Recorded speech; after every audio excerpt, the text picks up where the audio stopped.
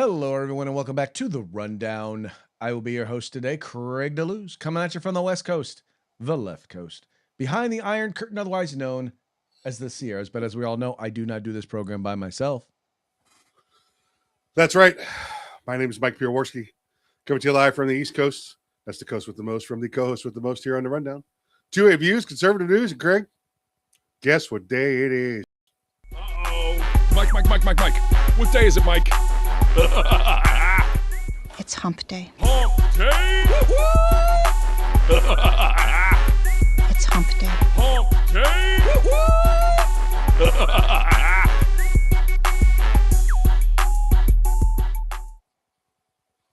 That's right, folks. Today is hump day. This is the day in which we attempt to begin the weekend, sometimes with success, sometimes not. But the fun, let's just say it's all in the trying. Raise it up. There we go. There we go. Bourbon and cigars. It's almost like Vegas.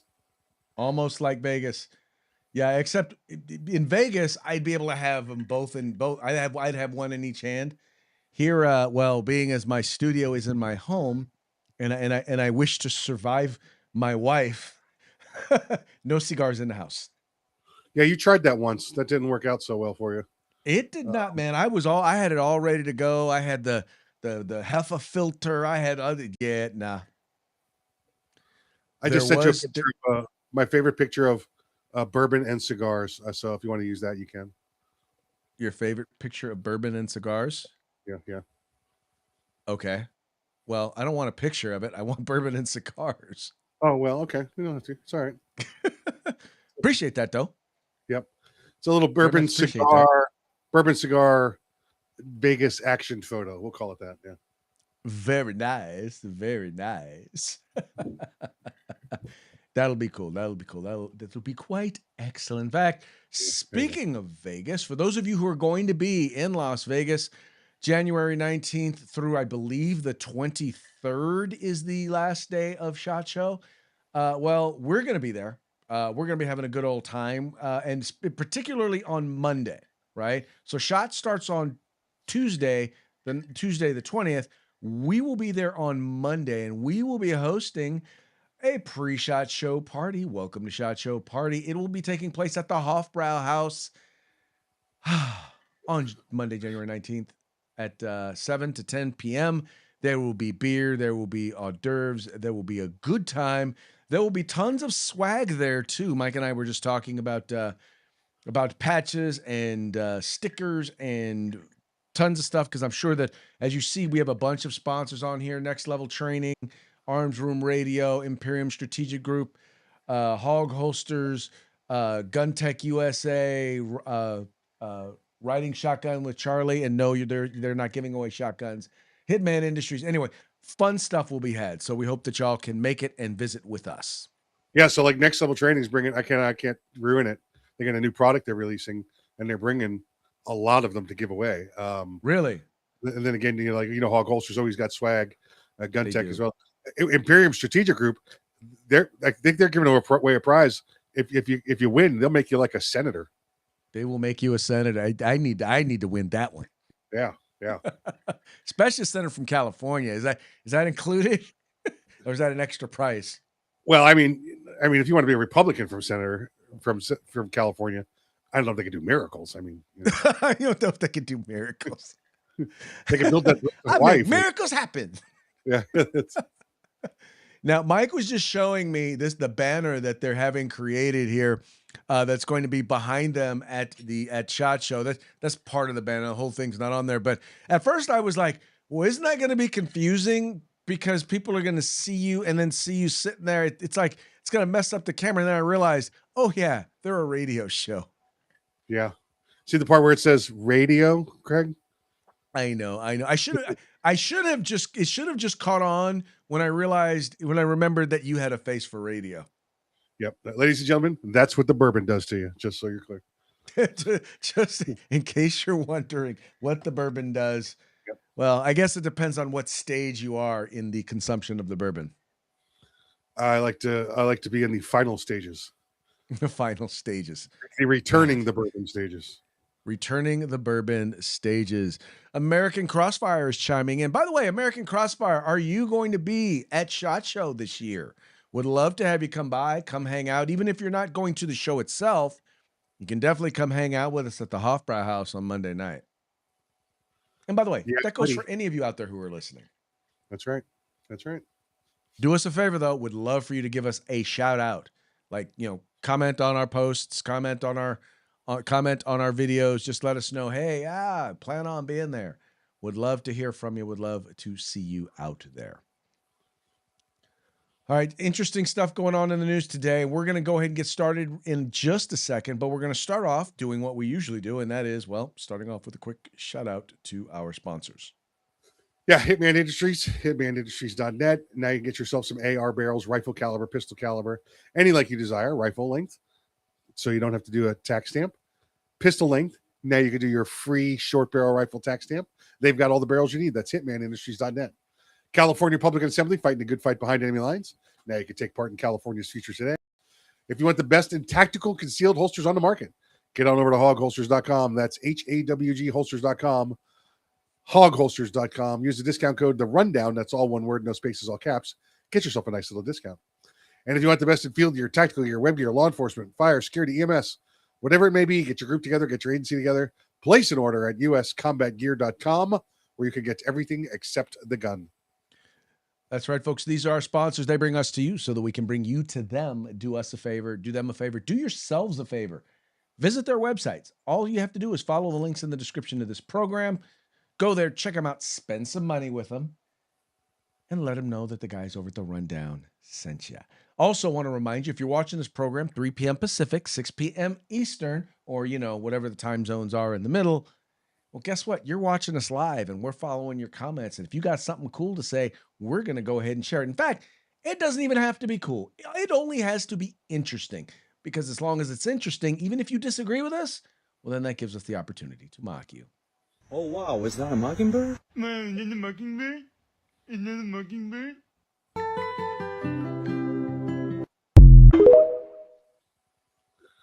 State bird of Florida.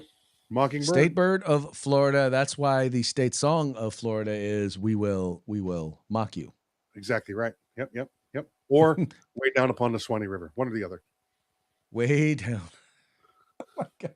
Okay, I think we're dating ourselves right now, man. Somebody has to.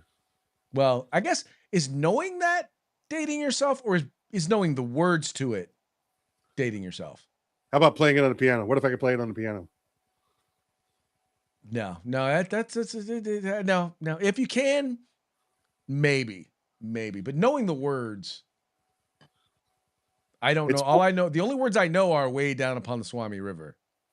It's 4 chords that just repeat themselves over and over. Anyway, fun stuff, folks. Fun stuff. We're gonna have a good old time on the news today. Unfortunately, American Crossfire will not be at SHOT Show. Well, see, now I get it, man. Look, so here's the thing, man. I get it. Going to SHOT Show is a lot of money, right? It can be.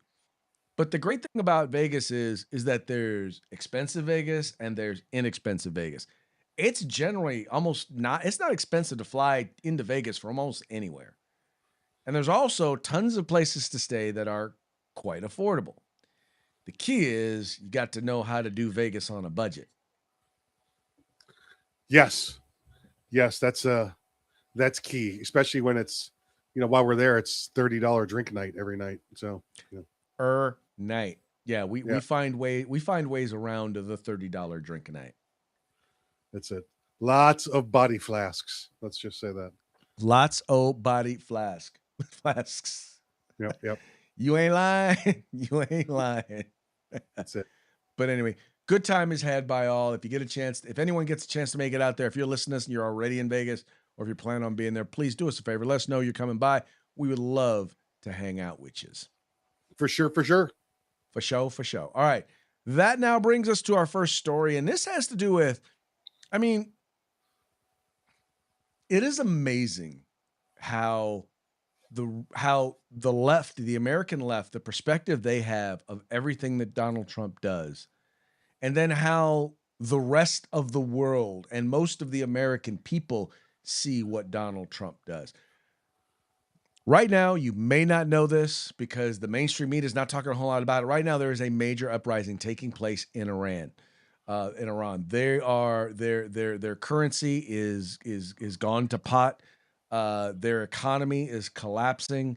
The Ayatollahs are about to rock and rolla, and they're really working to try and get out of there.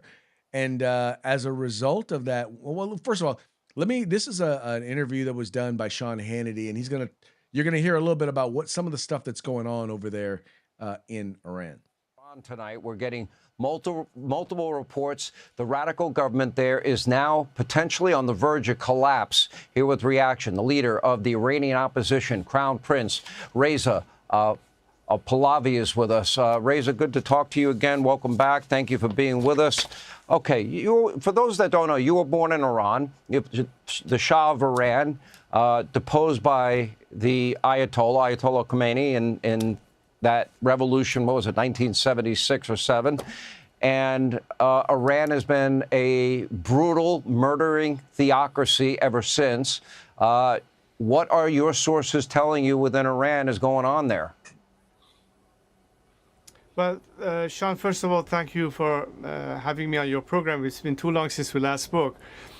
Look, in all these years, I've never seen an opportunity as we see today in Iran. The Iranian people are more than ever committed to bring an end to this regime, as the world has witnessed in the last few days. The level of demonstrations unprecedented in Iran, over 100 cities and millions of people on the street chanting death to the dictator, an end to this regime. And by God, it is about time that Iran gets its opportunity to free itself from a tyrannical regime. I saw reports on social media and video on social media. You can't confirm it, but it looked pretty real to me. Maybe you can confirm it for me. Of police on the roof of police stations laying down their arms, showing solidarity with the protesters. Are you getting reports? Is that accurate? And do you have any intelligence that that Ali Khamenei is in fact, does he have a plan B to go to Russia? Sean, one thing that is significant, and I would like to draw the attention of those who have followed what happened in Iran nearly half a century ago, the role that the bazaar, which is the traditional bourgeoisie, plays in Iranian politics. And today we've seen unprecedented scenes in the Iranian bazaar of merchants and joining with the protesters. And it has been my strategy to call upon the military personnel and people, the armed forces, to lay down their arms and join with the people, to be part of the solution, to be able to have an exit strategy we offer them as a national reconciliation. We see that quite evident. And this is very important. So basically, as you can see, it's going down over there in Iran, and you even have Iranian protesters have renamed Tehran Street after Donald Trump, and they're pleading, "Don't let them kill us" amid the crackdown. Now, this is following a statement that President Trump made, where he was talking about possibly having to go into Iran because he told them, "Don't you kill those protesters like you normally do." Let me read a little bit from the piece here at Fox News. It says Iranian protesters intensified nationwide demonstrations over the past 24 hours, directly appealing to President Donald Trump while chanting anti-regime slogans. Footage published Wednesday showed a protester in Tehran symbolically renaming a street after Trump, while other videos captured handwritten appeals reading, "Don't let them kill us," Iran International reported. Now, Mike, first of all, this is a big deal because of what is going on there in Iran and the fact that they are coming against a religious dictatorship, theocracy, for lack of a better, is the appropriate term of it.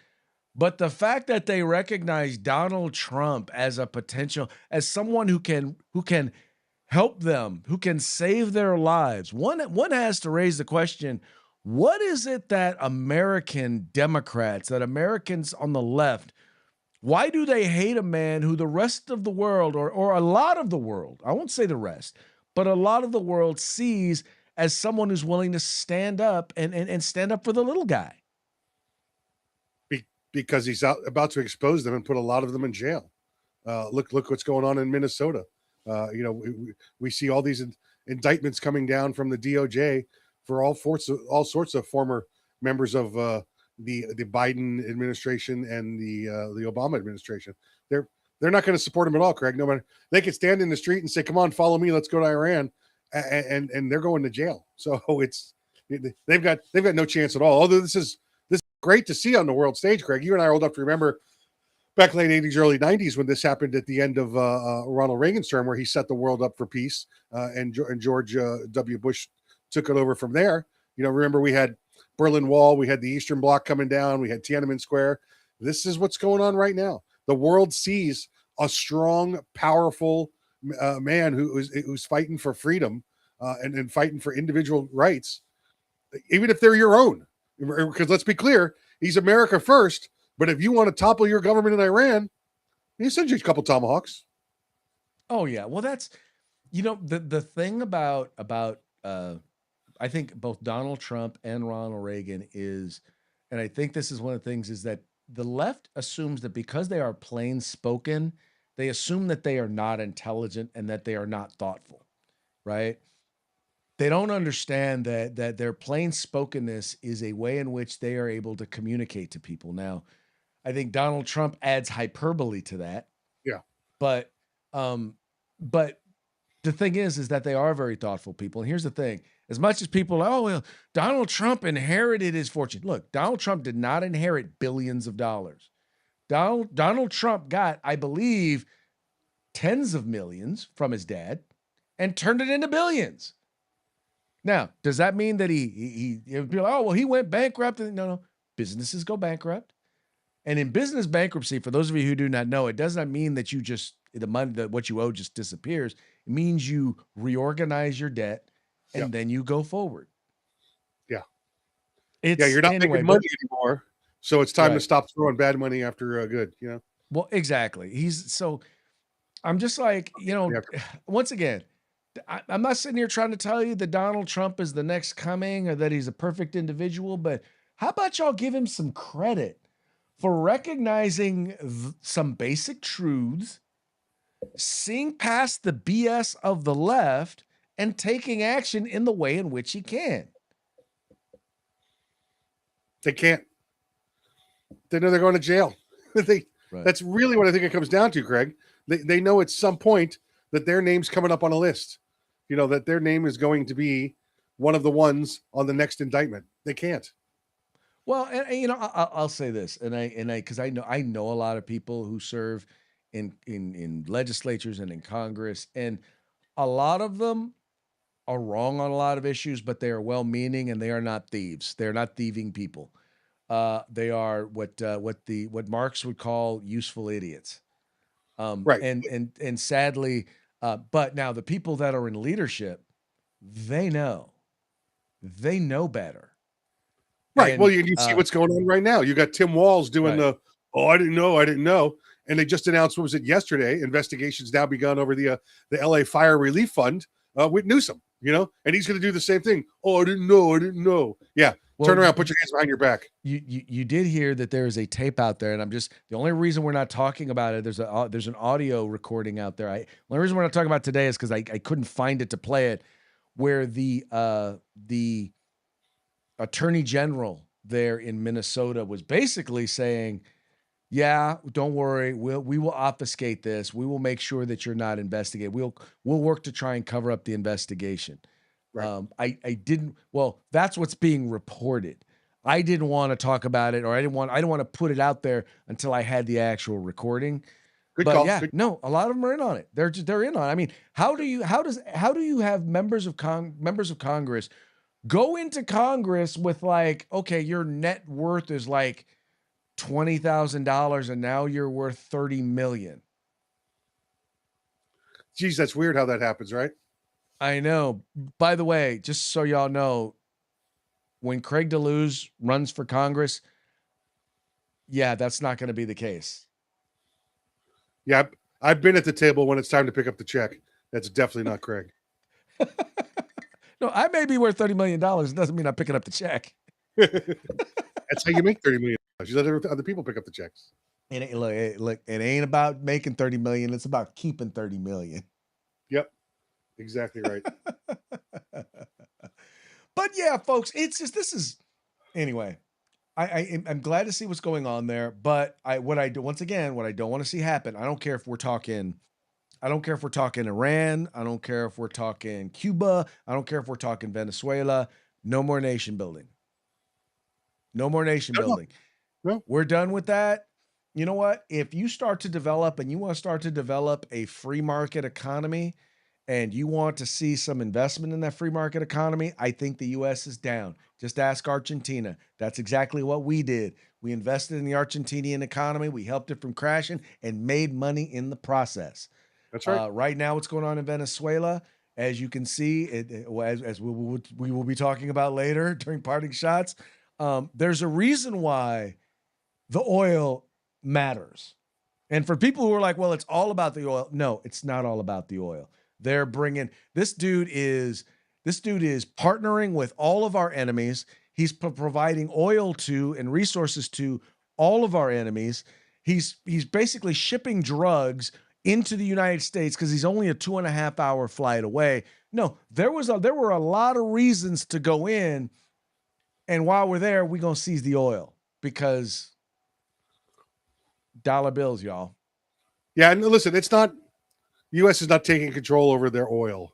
Right. Let's be clear on that. What they're going to do is bring regulations and international controls to the oil, so the oil can't be used as a funding source for terrorism and narcotics. But here's the thing: they're also going to do. They're going to open up the spigot. They're going to have the oil come out, and guess who's going to benefit from that oil? The Our Venezuelan hemisphere. people. Yeah, Right. and our Well, hemisphere. our hemisphere is going to benefit because of the increased supply. Prices are going to come down. It's going to improve economies all throughout the hemisphere. Yeah. But also, the people who are going to benefit the most are going to be the Venezuelan people. Yeah, they can start living that oil, that money is going to flow right back into them and right back into their economy. So, they won't have to eat their pets. They're going to start living like they're in Abu Dhabi. I don't know about Abu Dhabi, but they're definitely not going to be acting like they're or living like they're living in Venezuela. Yeah. Yeah. Anyway, moving right along. Here's another area of realism, and this is just, and once again, we're talking about basic truths and delivering basic truths. Well, the Trump administration is basically doing a reset when it comes to nutrition and nutrition policy. And this is important. I'm into nutrition. I realize I talk about, eating food and eating stuff and I enjoy my drinking, but I do that. That is the exception rather than the rule. I generally try to eat healthy. I try to know and understand nutrition and what I'm putting into my body. And oftentimes what I find is the government is way behind or doesn't even really know what they're talking about when it comes to nutrition. Well, right now, the Trump administration is resetting nutrition, U.S. nutrition policy, and it's putting real food back at the center of health, not fake food, real food. It says here, every American deserves to be healthy, but too many Americans are sick and don't know why. That's because their government has been unwilling to tell them the truth. For decades, the U.S. government has recommended and incentivized low-quality, high-processed foods and drug interventions instead of prevention. Under the leadership of President Trump, the government is now going to tell Americans the truth. Today, the White House released the Dietary Guidelines for Americans 2025 through 2030, the most significant reset of federal nutrition policy in decades. Under President Trump's leadership, common sense, scientific technology, and accountability have been restored to federal food and health policy. For decades, the dietary guidelines favored corporate interests over common sense, science-driven advice to improve the health of Americans. Let's see here. That ends today. The new dietary guidelines calls for prioritizing high-quality protein, healthy fats, fruits, vegetables, and whole grains, and avoiding highly processed foods and refined carbohydrates. Now, Mike, this is really important because there are a lot of people out there, and to keep in mind, a lot of these guidelines, like the stuff that winds up in our kids' schools, is based on these guidelines. right? People need to know and understand. Now, here's the thing. People are still going to choose to eat what they want to eat. They're going to choose what's convenient, and they're going to choose what is cheap. But knowing the impact that it's going to have on their health is important, because I'm like this: whatever decision you make, it should be an informed one. And the one group that should not be misinforming us is our government. Yeah, absolutely right. It's been horrible. They've been lying to us for years. It's all about being in the pockets of the big corporations. That's what it's been. That's all it's been. And now you got a guy in there with RFK, and who's decided with President Trump's full support that we're changing that. Yeah, and don't get me wrong, I will be the first to say that RFK can have some out there positions, but when it comes to like prevention versus dealing with prevention versus focusing on medication and pharmaceuticals, I think that's important. I think encouraging, for example, insurance companies. I don't know why Kaiser Permanente is a big insurance company here on the West Coast. I don't know if they're there on the East Coast, but they have tons of they have these big hospital facilities, and I keep asking myself, why don't they have a gym at every single one of their facilities? Right? What? Have a gym there. Have a gym. You get a membership, comes with your insurance premium, and then if you come an average of 3 times a week or 2 times a week, you get X discount on your insurance, because guess what? You're exercising. Right? I don't understand why they don't allow them in places like California to do that. Man, but prevention, right? The number one comorbidity when it came to COVID was what? Obesity. I'd love to have a gym at mine, maybe with some happy hour specials and some big screen TVs, watch the games. Oh, that'd be awesome. Wait, did you say gym or bar? I said gym. Oh, never mind. Which is okay if your bar is named Jim. There you go. Yeah. Everything in moderation. Everything in moderation. There you go. All things in moderation. But yeah, anyway, I think this is a phenomenal move by the president. The challenge is going to be, will the next president keep it up? I think if it turns out to be something that's popular, I believe that they will.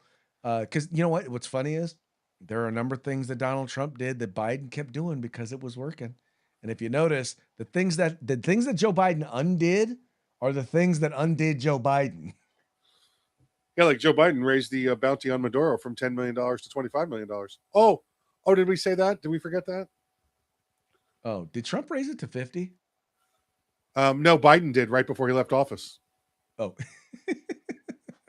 Well, there you go. There you go. I wonder who gets that. Biden. Well, Hunter gets a taste though. Hunter gets a taste. 10% goes to the big guy. The little guy gets a taste. Yeah, that's it. There you go. All right. You're gonna hear from the left in the media. You're gonna hear about these evil ICE agents and the fact that they are killing people. An example that they're going to give you is there was attempted to ram their car into an ICE agent, and the ICE agent shot them and they died. And we got the video.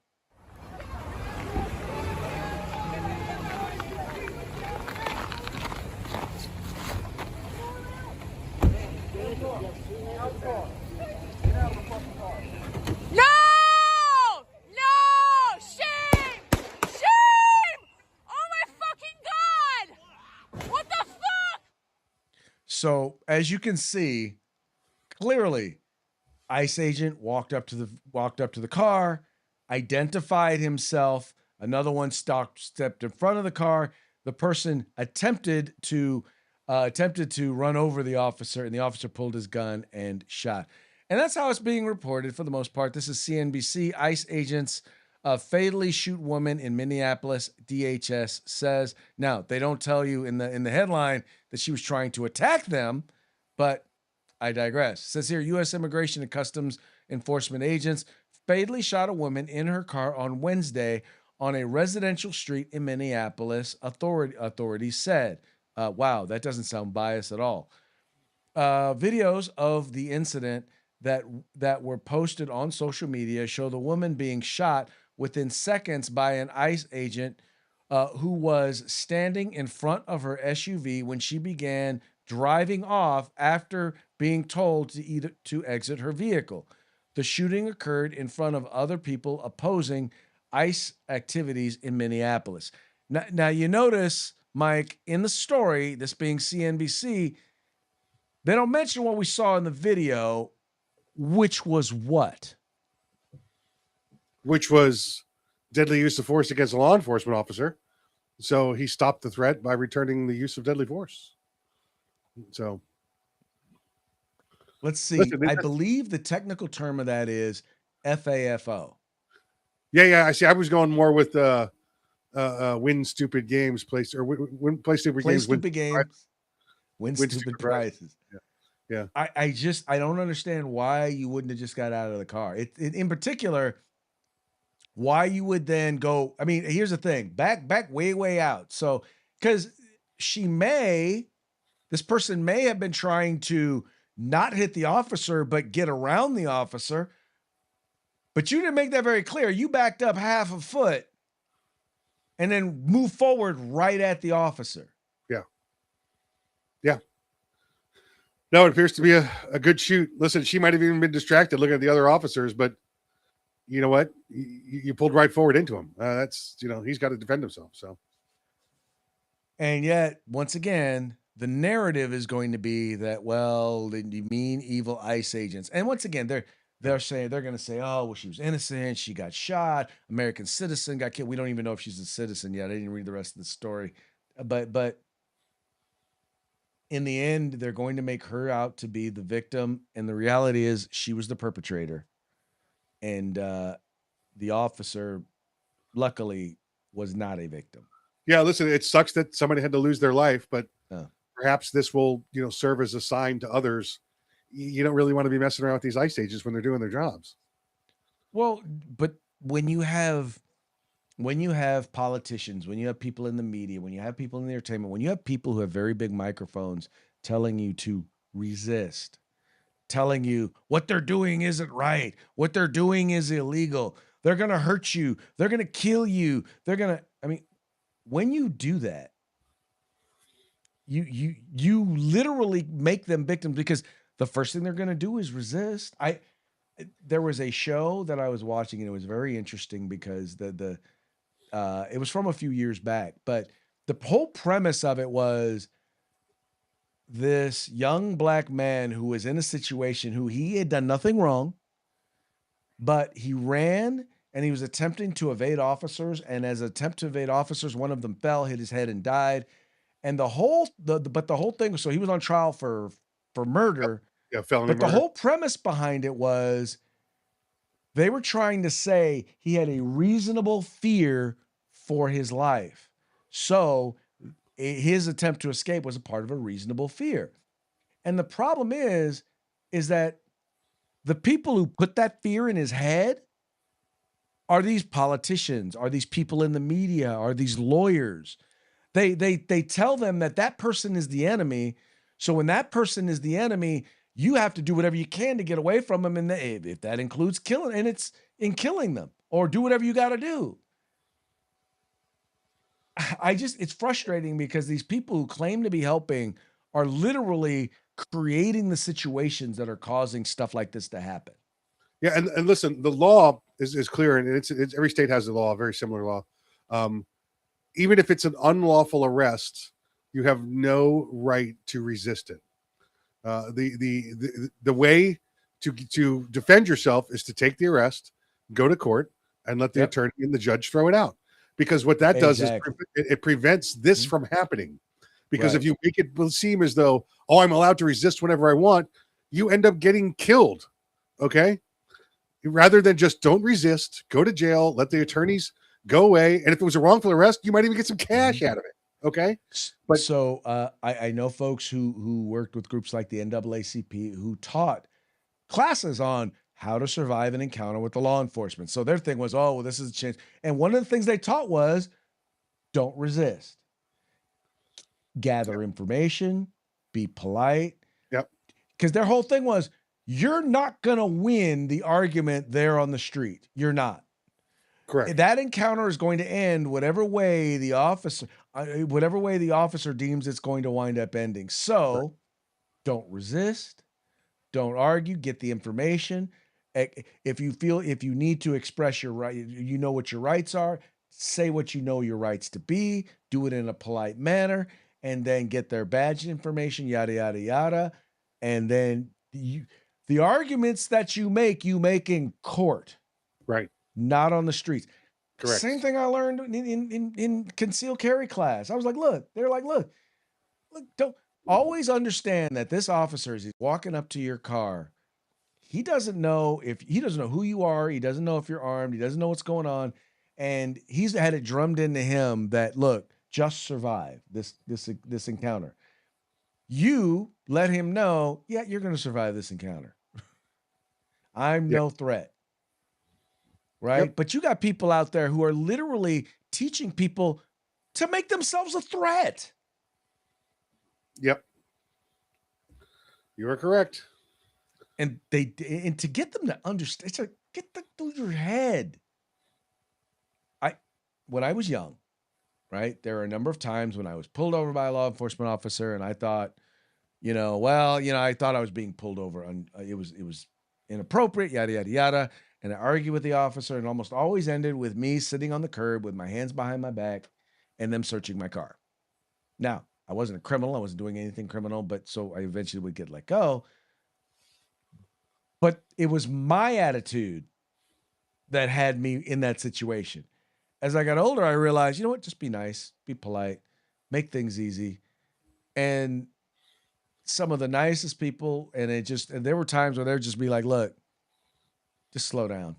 Gave my license back and told me to go about my way. Because they don't want to give me a ticket any more than I want to get a ticket. Right. But if I'm a jerk, they want to give me a ticket. That's right. That's right. Yeah, it's just a stir. It gets very frustrating dealing with some folks because it's like getting them to see that very basic reality is just not that easy. Anyway, moving right along. NRA. We are the rugged individuals that Mandami hates. And wow, this right here could not be any more appropriate. I wanted to share this because this is from a piece written by our good friend, Mr. Tom Knighton over at Bearing Arms. And here he points out, he says, most of us have heard the comments by New York City's new mayor about replacing individualism with collectivism. He touched on that a bit on his earlier post. Let's just say I'm less than thrilled to hear someone openly saying such a thing in 2026 America and not being booed off the stage. He not just said it, but he said it at the inauguration speech that was applauded. He doesn't like individualism. As individuals, people are resistant to the socialist order he wants to inflict not just on New York City, but on the rest of the nation. The thing you need to understand is, as America's First Amendment editor, Frank Minter notes, armed citizens are individualists. He despises the individualists he despises so deeply. And let me read a little bit of this thing that he wrote. In his inauguration speech as the new mayor of New York City, Zohran Mamdani said, behind his characteristically easy smile, quote, "We will replace the frigidity of rugged individualism with the warmth of collectivism." This line was also a rebuke of the Second Amendment in general and of lawfully armed citizens in particular.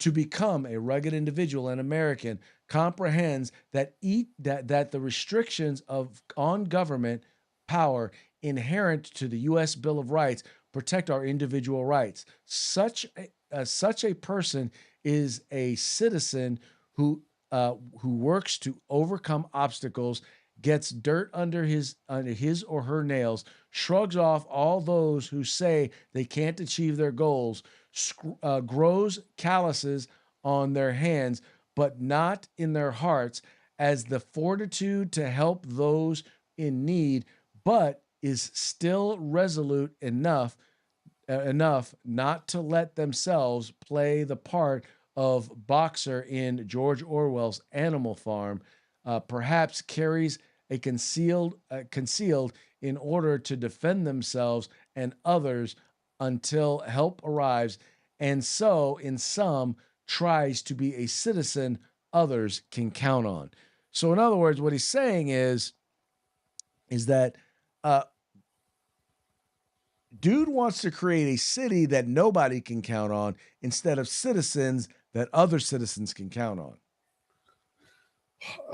Listen, he's skipping right over socialism, going straight to communism. He wants to take the money from the rich people and spread it out for his programs to give to the poor people. The problem is, and this has been said throughout history, sooner or later you run out of other people's money. And then everybody is poor and nobody's working anymore. Because why should I work when they're just going to take my money and give it to others? Well, there you go. And it was funny. My wife and I were having this conversation just last night about that very same thing and why Venezuela didn't work. And when it was working, what about it worked? Because they were a free market economy.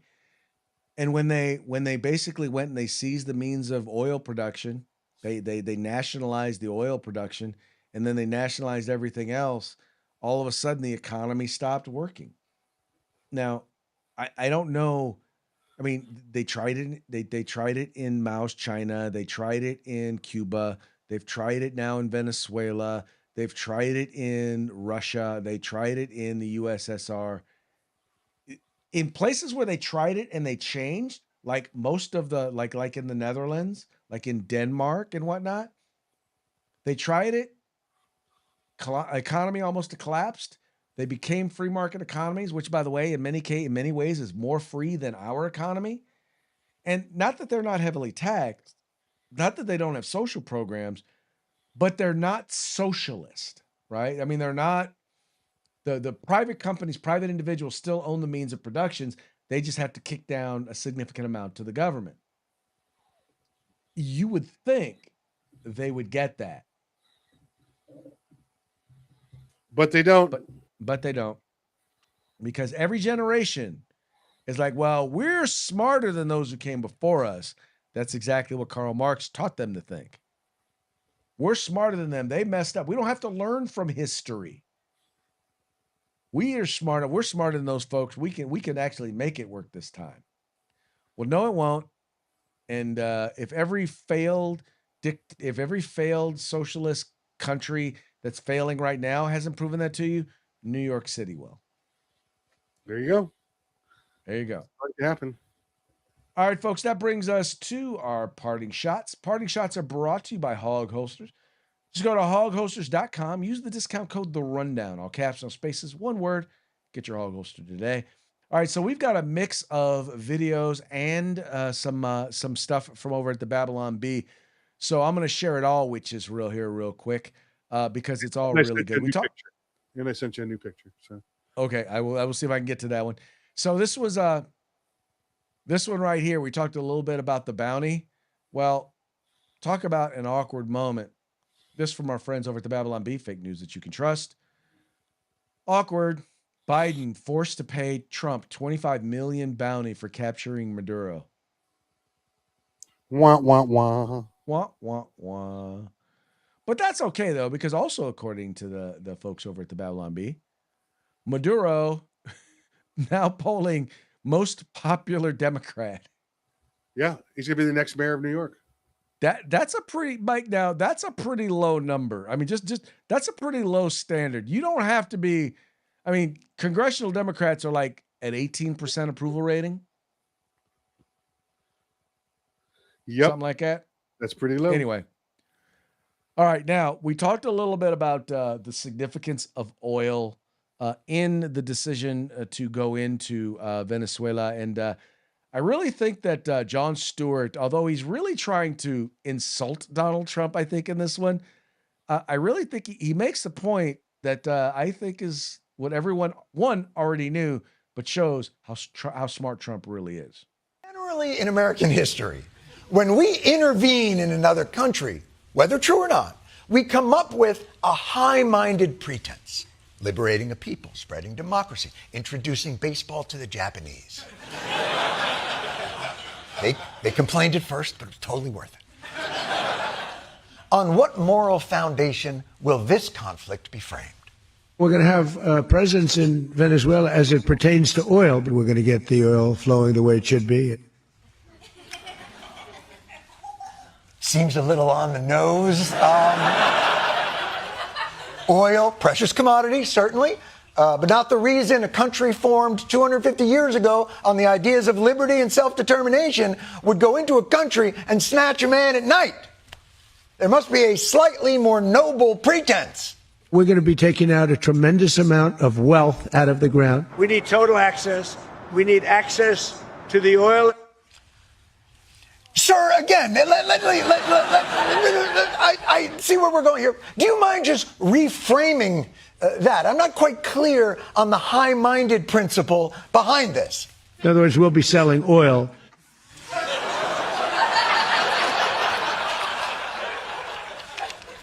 Is this your first war? I mean, what the f***? All right, let's table this for now. Senator Lindsey Graham, you're an old hand at warmongering. You've done this a bunch. You're on the plane. Can you help this dude out with the casus belli and keep Trump from bringing it back to oil?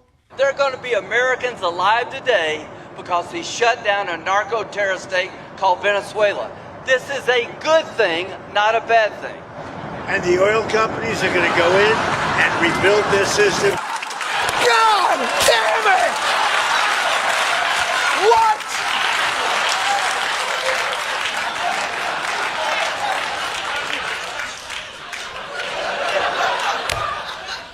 We can't even be conspiracy theorists now. I think they did it for the oil. Yeah, no, I did it for the oil. Is there any other reason? Can you give us anything? There's a lot of issues, human rights violations, political prisoners down in Venezuela. We could certainly free them and improve the lives of dissidents. Are you going to demand that Delcy Rodriguez let opposition figures return or free any political prisoners? We haven't gotten to that yet. Right now, what we want to do is fix up the oil, fix up the country.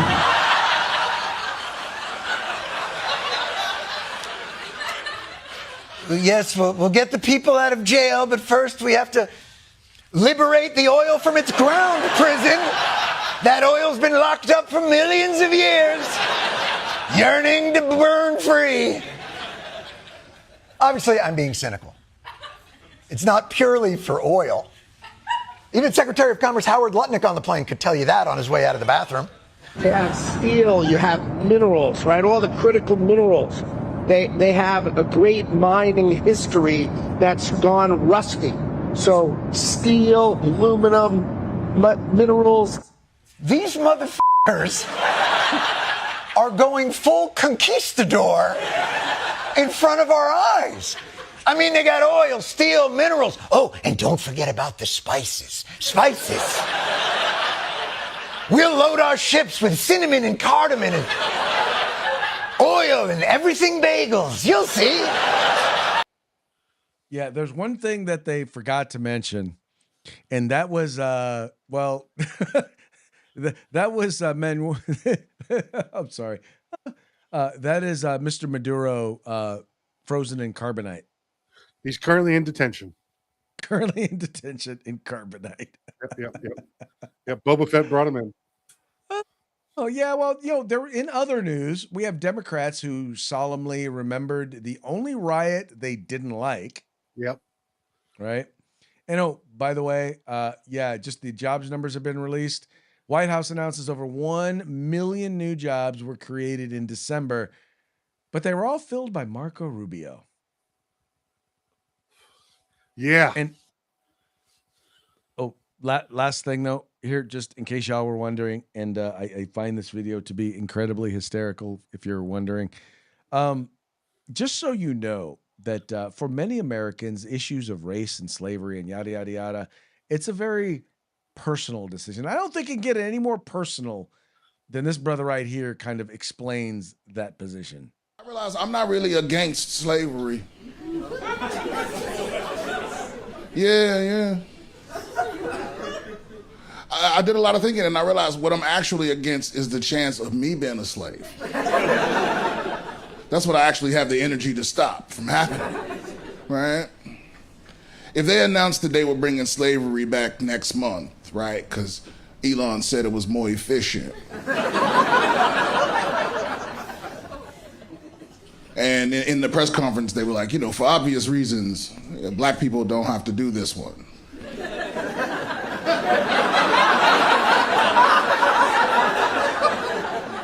I would be like, well, let's hear all the details before we jump to conclusions, right? We could all use a little help around the house.